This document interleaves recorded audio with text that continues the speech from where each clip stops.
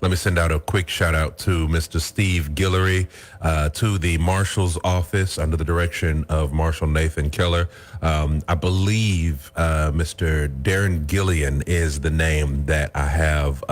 He is both he and Steve Guillory are two local individuals who have decided to sponsor and be a part of our back to school giveaway. They are not business owners or any of that. They're just local individuals who said, hey, I see what you guys are trying to do. I want to support and be a part. And so we say thank you to them. And also to the Marshal's office. And then, of course, to all of our sponsors.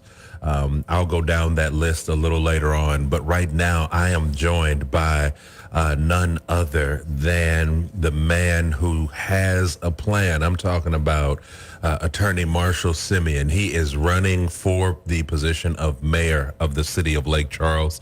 And he has been laying out for us his qualifications. He's laid out for us who he is. And, you know, we've taken, I believe, about almost a month, 4 weeks, to kind of dive through all of that so that people know who you are, what it is that you have accomplished, and what it is that you know drives you in this pursuit of the chair for mayor. And so let us kind of dive right into this. And I'll let you just have an opportunity to say good morning. So good morning to you all. Good morning. Good morning. It's good to be back. Yeah. Absolute pleasure to be back. And I know we've got a lot to talk about and not a lot of time to do it. So let me just dive right into it. When it comes to position or the position for mayor, what is it that made you say, I want to run for the city or the mayor of the city of Lake Charles? You know, I'd served 2 terms on the Lake Charles City Council. And when I first got on the city council, we had gone through Hurricane Rita. I mean, right when we first got in. So when we did that, when I got off the council, we had the strongest economy in the United States at the time. And then later on, Randy Roach, who had been mayor for 17 years, decided not to run for re-election. So I ran back in 2017.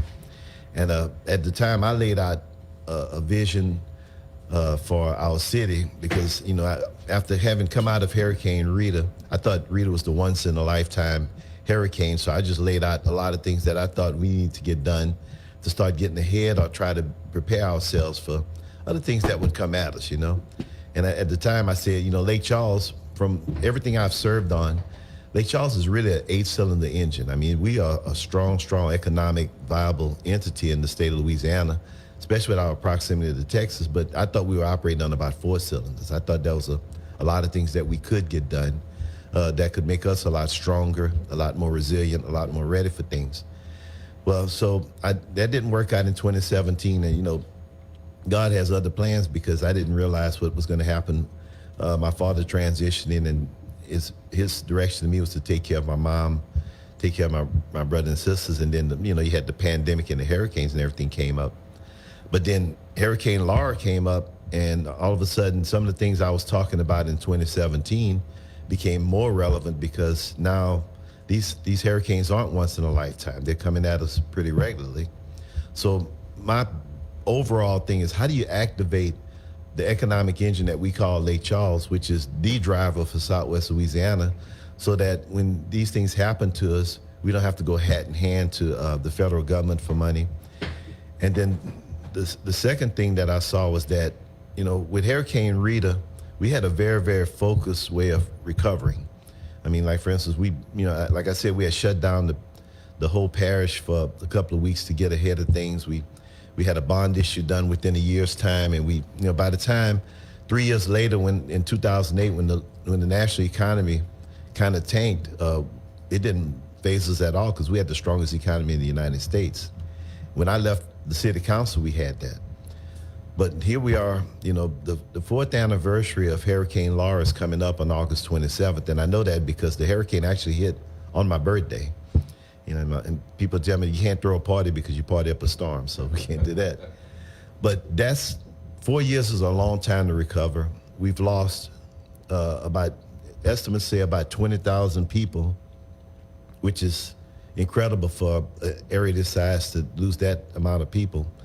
And unlike Hurricane Rita, where we really recovered and had a strong economy, you're starting to see a lot of scars that are remaining from this hurricane. In the next couple of months, the Capital One building, which I think is the icon that defines us as a city, is going to be gone. And I don't think people understand yet how transformational that's going to be. We're not going to look like the same city that we were. And I guess from my standpoint, just philosophically, that means it looks like the storm won. Right outside of the doors here, you see places that were icons. Ball's Fried Chicken has been in business since the 1940s. I mean, it was part of the Chitlin circuit, and a lot of history to it. They're struggling to try to reopen. You look down, Sacred Heart Church has been around for 100 years, founded by St. Catherine Drexel. She's an actual saint. And, that church is struggling. They had to just tear down the gym. And then just in my immediate community, Epps Library. Epps Library has been around has been a central area for location for education. That's the last library it hasn't been repaired yet. I think yesterday they just started tearing it down. So 4 years is a long time for things like that to happen. And it's not just in the North Lake Charles community. You see it all around. My daughter, who, she's about to leave and go to college. She went to St. Louis Catholic High School. That high school was devastated from the storm, and it still hasn't been rebuilt yet. And the reason why is because there's a lot of dependence on the federal government to recover. The FEMA funds. We've had insurance companies that have written up different things. We've had insurance companies that have left the state. So what I was talking about back in 17 became even more urgent now. How do we build a stronger city, a resilient city? How do we build housing that, that's going to withstand these storms, but also drive our insurance rates down?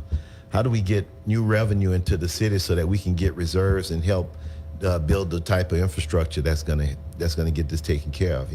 We're at the point now where regular storms, people have power outages. Regular storms, people are having flooding. Yeah. And those things we have to get ahead of because, the general thought process, even when we were dealing with Rita, was that nobody felt sorry for us. I mean, they're like, look, we got our own problems. You guys need to handle what you have. People telling us, look, you guys shouldn't be staying on the Gulf Coast out there where the hurricanes are. We've got our own problems. And at the same time, we supply energy to the entire nation. So strategically, we're the most important part of this nation. But sometimes we're taken for granted. So my thing is, how do we build a stronger Lake Charles, which is going to lead to a stronger Southwest Louisiana, which is going to lead to a stronger community? So some of the things that, and I go back to some of the things that we did, like we were on the port board. One of the problems that we had with the port is responsible for dredging the ship channel. Well, the ship channel brings a lot of materials up that feeds the industries that creates jobs. But at one point, the dredges they have to dredge it. The dredges, when New Orleans called, they would just leave. They would take the dredges and go. And it was to the point where Citgo and Conoco, the two refineries, the oil tankers that were coming in had to lighten their loads because they were literally scraping the bottom of the ship channel as they were coming in. Mm-hmm. And so Louisiana, as a state, the way Louisiana is situated, politically is not a very strong state because we're what they call a flyover state. When there's presidential elections, our electoral votes are not in place, so nobody really pays attention. Well, we realized that if we went up there to Washington, D.C. asking about the dredging as just Louisiana, that may not get any traction. So what we did was we contacted most of these industries. We contacted, PPG. We said, look, we need you guys to contact your delegation in Pennsylvania. But Pennsylvania is a toss-up state. They get a lot of attention. Right. Conoco is in Texas, so we get the Texas delegation. You had Highmont, which is in Delaware. So by the time we showed up in D.C., we looked like the Electoral College. We got everybody's attention. And that shows you the strength that we have as a region when we really utilize all the pieces that we have in the puzzle. When that 8-cylinder engine is operating now at 6 cylinders or 8 cylinders, it makes a big difference in what we try to get done. And I haven't seen that with this particular recovery. I've seen that where our economy is really taking its time coming back. And I know that for the 4th anniversary, there's a 8-hour seminar or whatever going to be going on where the administration is going to talk about. The theme is how do we go from becoming the most battered, the weather battered area in the country to whatever. And I think it's time to get away from being weather battered, because that's where we're being defined now. And let's get back to let's celebrate. When I got off this council, we had the strongest economy in the United States. How do we get back to that? Because some of these projects are about to come in. The LNGs, I remember even when I sat on the Board of Commerce and Industry, the uniqueness of Southwest Louisiana was well known to everybody else in the state. We had projects coming through in other parts of the state that were multi-million-dollar projects, really big projects. When you had projects here, they were multi-billion-dollar projects, and people were just like, man, you guys are just incredible. So when the hurricanes came through, we didn't get the traction that we needed, because people just assumed that as strong as our economy was, that would just be a bump in the road. And it wasn't. We've got 20,000 people that are gone, may never come back. You ride around this city, you've got places that are no longer in business. We focused on, there's a lot of focus on tearing down the Capital One building, but you've got, even on Prairie Lake Road, you've got hotels that are boarded up. You've got, on 14, you got an old Motel 6 that's boarded up. And we still have a lot of things that are showing the scars of this hurricane. And in order to heal, the first thing you have to do is acknowledge that you even need to get ahead of things. So we've been doing things, and you're seeing a lot of media focusing on small things. Our communities are not connected enough where people like on the south side of town see what's happening on the north side. People on the west side aren't seeing that the east is starting to board up. And you're starting to see the biggest scar that I'm seeing is you're starting to see a donut hole developing in our city.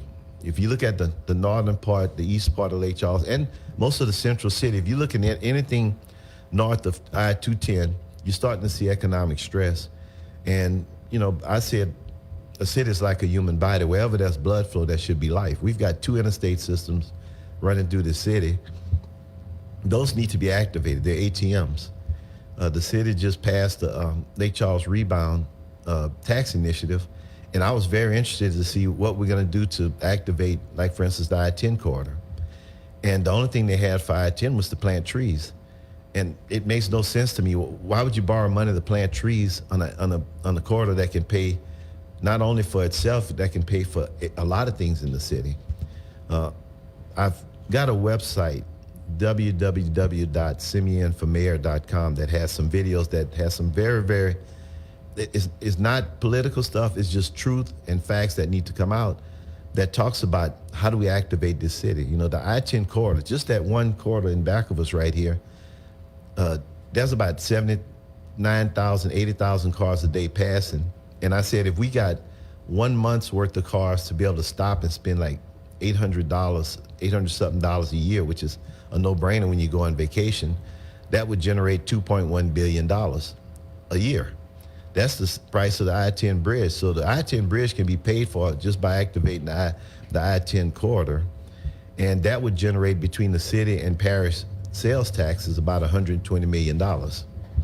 So the city's budget back when I got off the council was like $48 million. So you almost triple that.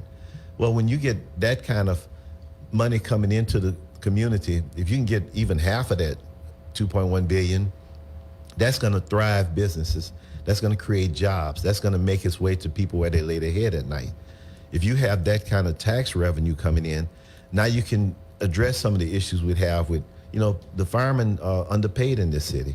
You can address that. The policemen, they can get paid. The city workers can get paid, but you can also enhance the services that's being done to make us a more resilient city so that we're not down when these things happen.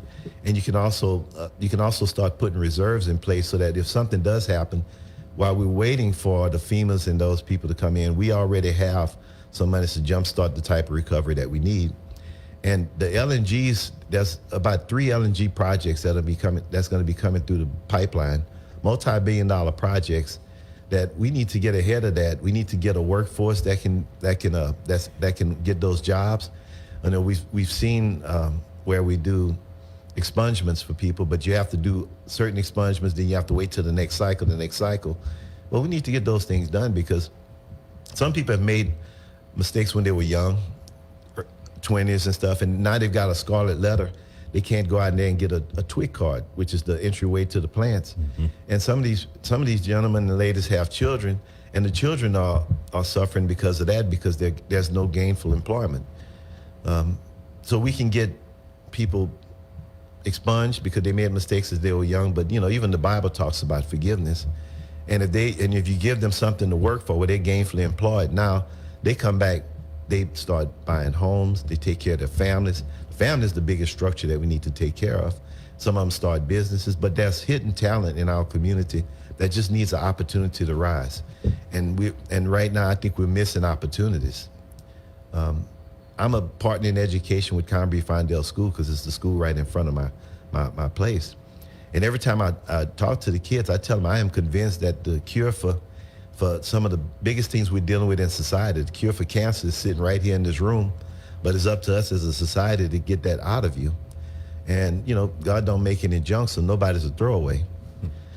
So right now, what I'm seeing is a recovery where there's certain people at the table and certain communities that's not at the table. And my dad told me a long time ago, he said, with the recovery monies coming in, which we're finally getting, he said, if you're in the room and everybody's about to eat, if you're not at the table, you're probably on the menu. And we need everybody at the table. They need to meaningfully participate in the future of our city, the growth of our city. We can't have donut holes because, those things, you're only as strong as your weakest link.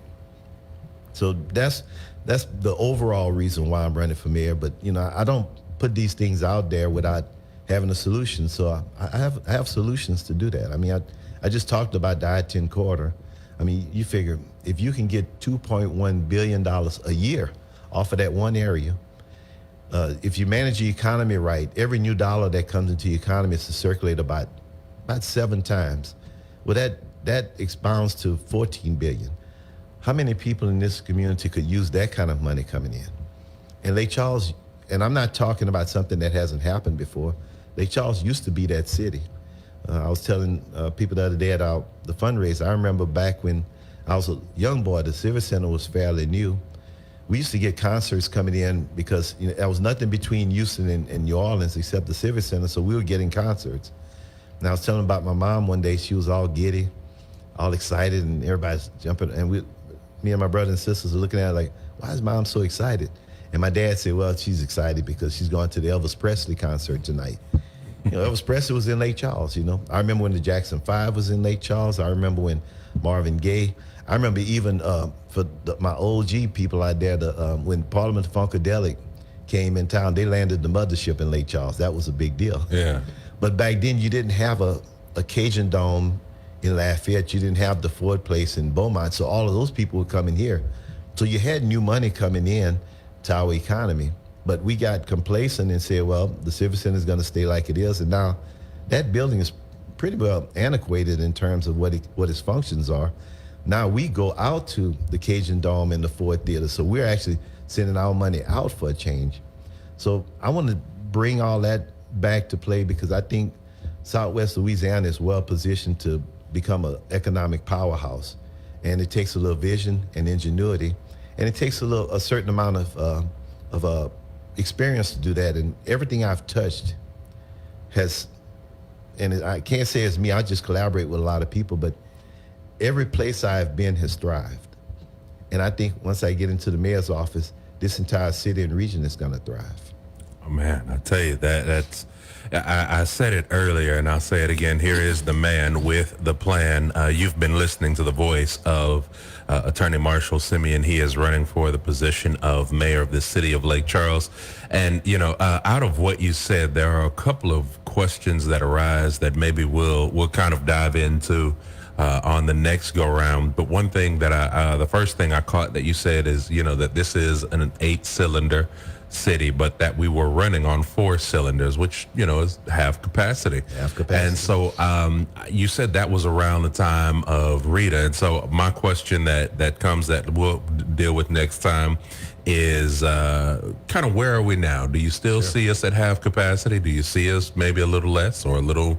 Just where are we now? And then, the other, you laid out a plan of different things that why you're running for mayor that you'd like to see happen under your term as mayor or your time as mayor. And so kind of just putting a priority in some things, like what would be some of the things you'd like to see happen initially. So, I mean, Ms. Paula, I learned a lot. I've got a lot out of this. What do you think about today? I had the same words as you. He is the man with a plan, a strategic plan, and a plan that's needed now more than ever to put the resources exactly where they belong to grow this city. It's a crucial point in our city to be able to have someone with education, government, law, business law, has worked himself through the ranks of all the different boards in the city, state, understands how everything works. I can connect the dots. When you hear him talk, that's years of experience, years of being in the trenches. He's seen the hurricanes come and go and recover. He's been there. And it's more important now. The time is now to be informed and to come out and vote for the person who has what it takes to bring this city forward, not for one, not for two groups, but for all people. Marshall is approachable. He's a family man.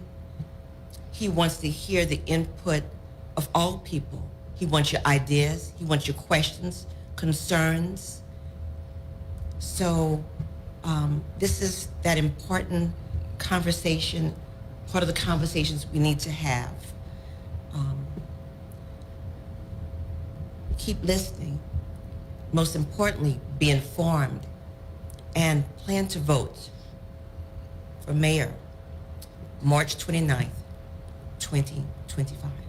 Thank you.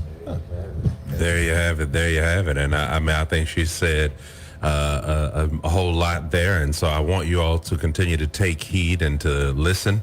Again, I want to reiterate, we have made this platform available to all candidates who are seeking election for all races and continuing to make it available for even those who are currently holding a seat, and so just pay attention to what's being said, who is saying it, and then all of the stuff that is being said is available for public record. So if you want to go back and look at anything and say, I didn't know he was a part of that, or you can find it on public record. So I want to continue to encourage you to take advantage of all of the resources that are available to you. Also, he did mention the website earlier, and I pulled up the webpage while he was talking and then looked at a couple of things. He does have those videos up that, again, you can watch those clips and see some of the things that he has been saying, or that how he feels about certain things and what he wants to see happen, all of that. The website is Simien for Mayor. That's SIMIENFORMAYOR.com. And so you can go to that. If you are on social media, Elect Marshall Simien is the thing. That's the link or the Facebook page, and thank you. That's what I was looking LinkedIn, for. everything. Yeah. Elect Marshall Simien. So you can find him there on all social. And so connect with your candidates, get to know your candidates. And so I want to say thank you. I know our today was a little bit shorter than usual, but I want to say thank you for your time on Thanks today. for having us. Absolutely, absolutely. Friends, we will be back on next Tuesday with some more information. And, again, I want to continue to encourage you, if you have any questions for the candidate, if you have any questions for Mr. Marshall Simien, you can always email them here to the station, shabachradio935@gmail.com, SHABACHRADIO 935@gmail.com. You can also, reach out to the candidate and submit them on their platforms, or you can call here to the station 337-564-5470. Again, 337-564-5470. Yep. The Simiens, thank y'all so much for coming out. I Thank you for appreciate having y'all. us. Yes. Yeah. Well, friends, listen, you are tuned in to 93.5 KPPM, and it's time that I take a quick commercial break. But let me encourage you to keep it locked. You're tuned in to I Am Encouraged Radio here on 93.5 KPPM. 93.5 KPPM.